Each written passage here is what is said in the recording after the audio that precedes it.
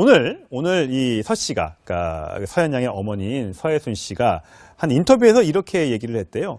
시댁이, 그러니까 김광서 씨의 그러니까 부모님 쪽에서 딸을 좀 맡아서 좀 키워달라라고 얘기를 했더니 돈 다 필요 없고 저작권 다 드릴 것이고 대신 어렵게 이 장애를 갖고 있는 딸도 좀 키워달라라고 얘기했더니 매몰차게 돌려보냈다 이렇게 얘기를 하고 있어요. 심지어는 뭐라고 얘기를 하고 있냐면은 서우라고 표현하더라고요. 네. 서현 양한테 따뜻하게 밥 한 번 차려준 적이 없다. 그런 얘기를 하고 우리 아이가 장애 2급인가요? 2급이기 때문에 제대로 인정조차 하지 않았다. 이런 얘기를 했거든요. 예. 근데 문제는 그 시댁 측에서는 모두 다 거짓말이다. 하나부터 열까지 지금 거짓말이다. 이렇게 얘기하고 있기 때문에 과거에 이런 사실이 있는지는 사실은 우리가 확인할 수 있는 상황은 아닌 걸로 보이고요. 심지어는 지금 서혜순 씨가 뭐라고 얘기하냐면 그렇게 서현 양 목이 욕심이 나면 지금이라도 당장 가져가라 이렇게 얘기를 하거든요. 그러니까 이제 저작권이나 이런 것들이 부인한테 오는 게 있고 딸한테 가는 게 있으니까 그럼 딸도 데려가고 딸한테 가는 돈까지 다 가져가라. 네, 예. 그렇게 얘기하고 있는데 이게 진심인지 그냥 언론에 그냥 얘기하고 싶은 포장된 발언인지 이런 것들을 좀 진실대로 확인해 볼 필요가 있는데 제 개인적인 생각은 서혜순 씨도 경제적인 이익에는 굉장히 관심이 많고 욕심이 많은 걸로 보이거든요. 그러니까 유가족들이랑 장시간 소송을 했겠죠. 예. 그냥 당신들 서현목 가져가세요. 이게 진심이라고 한다면 그렇게 오랜 세월 소송하지 않았을 거라고 생각이 드는데 네. 지금 어찌됐든 인터뷰에서는 서현 양 몫이 그렇게 관심이 많으면 시댁 쪽에서 욕심이 많으니까 가져가세요. 이렇게 지금 진술하고 있습니다. 네. 이런 서혜순 씨의 계속되는 발언에 지금 이제 시댁 측의 입장은 굉장히 다르거든요. 또 오늘 이제 형이 김광석 씨의 형이죠. 김광목 씨가 경찰에 출석을 합니다. 일단 그 목소리 한번 들어보시죠. 생전 우울증 알았다 막 계속 이런 주장을 하고 있는데 거짓말입니다. 그러니까 모든 얘기들이 다 거짓말이라다라고 얘기를 하신 거예요. 예. 네. 완전히 지금 진실 게임 양상으로 가고 있는 거잖아요. 그 과장님께서는 이런 수사는 사실 답이 없다고 할까요? 이게 사실 너무 수십 년 전 사건인데다가 그리고 과거에 증거가 남은 것도 있는 사건도 아니고 좀 어떻게 보세요? 전체적으로? 제가 그동안에 현장에서 한 30년 근무하면서 토대로 경험에 의해서 말씀을 좀 드리겠습니다. 네. 지금 김광석 씨 사건 같은 경우는 96년, 21년 지났고 사건이죠. 그다음에 서현 양 사건 같은 경우 벌써 10년이 됐습니다. 네. 그렇다면은 그 사건이 실질적으로 직접적인 증거가 될 자료 또 사체라든가 또 이런 부분이 거의 이제 남아있지 않죠. 딸도 않습니다. 지금 이미 화장을 했고 남편도 그렇고요.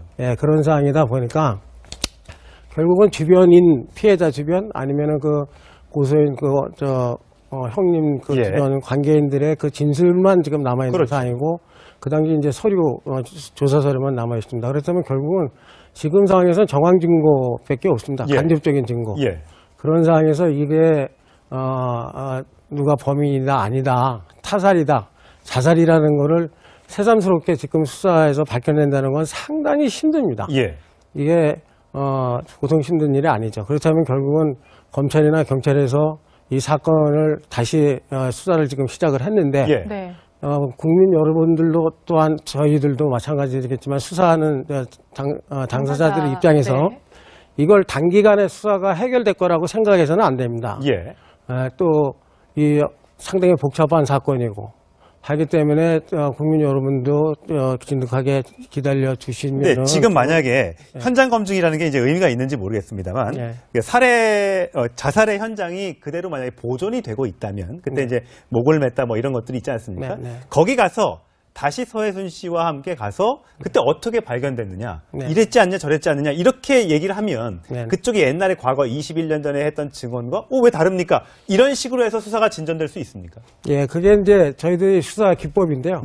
범죄 재구성이라고 해서 시뮬레이션이라고 합니다. 범죄 재구성.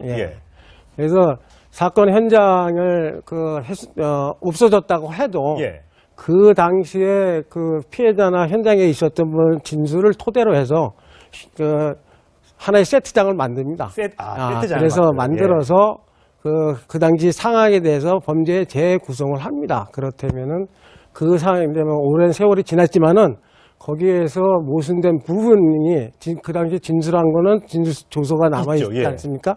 그 부분하고 모순된 부분을 관가를 해서 거기서 모순점을 찾아낼 수도 근데 있습니다. 만약에 21년 됐으니까 저도 21년 전에 무슨 일이 일어나는지 잘 모르겠습니다. 큰 일이지만 많이 기억에서 지워졌을 거 아니에요. 아, 저 기억이 안 나는데요. 아, 그때 뭐라고 했죠? 이렇게 나오면 어떻게 됩니까? 근데 뭐 사람에 따라서 좀 다른 부분이 있는데 네. 네.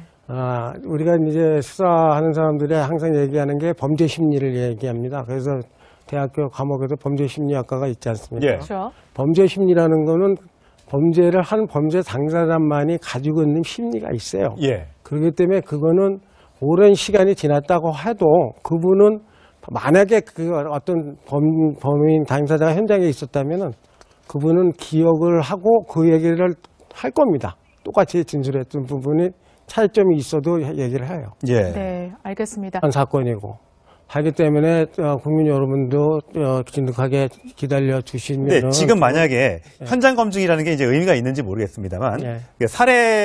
자살의 현장이 그대로 만약에 보존이 되고 있다면 그때 이제 목을 맸다 뭐 이런 것들이 있지 않습니까? 네, 네. 거기 가서 다시 서해순 씨와 함께 가서 그때 어떻게 발견됐느냐, 네. 이랬지 않냐 저랬지 않느냐 이렇게 얘기를 하면 네. 그쪽이 옛날에 과거 21년 전에 했던 증언과 왜 다릅니까? 이런 식으로 해서 수사가 진전될 수 있습니까? 예, 그게 이제 저희들이 수사 기법인데요. 네. 범죄 재구성이라고 해서 시뮬레이션이라고 합니다. 범죄의 재구성. 예. 예. 그래서 사건 현장을 없어졌다고 해도 예.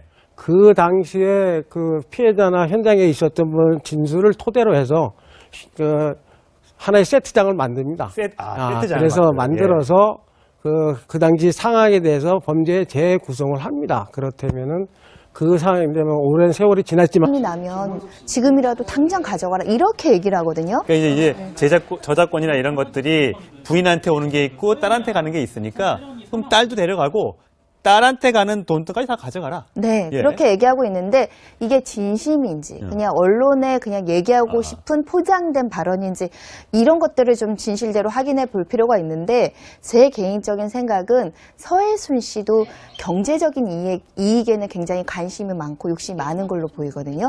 그러니까 유가족들이랑 장시간 소송을 했겠죠. 예. 그냥 당신들 서현목 가져가세요. 이게 진심이라고 한다면 그렇게 오랜 세월 소송하지 않았을 거라고 생각이 드는데 네. 지금 어찌됐든 인터뷰에서는 서현양 씨 그렇게 뭐 관심이 많으면 뭐 시댁 쪽에서 욕심이 많으니까 가져가세요. 이렇게 지금 진술하고 있습니다. 네.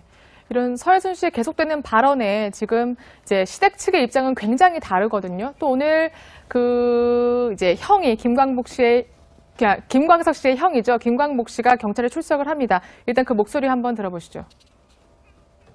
생전 우울증 알았다 막 계속 이런 주장을 하고 있는데 거짓말입니다. 그러니까 모든 얘기들이 다 거짓말이라다라고 얘기를 하신 거예요. 예. 네. 완전히 지금 진실 게임 양상으로 가고 있는 거잖아요.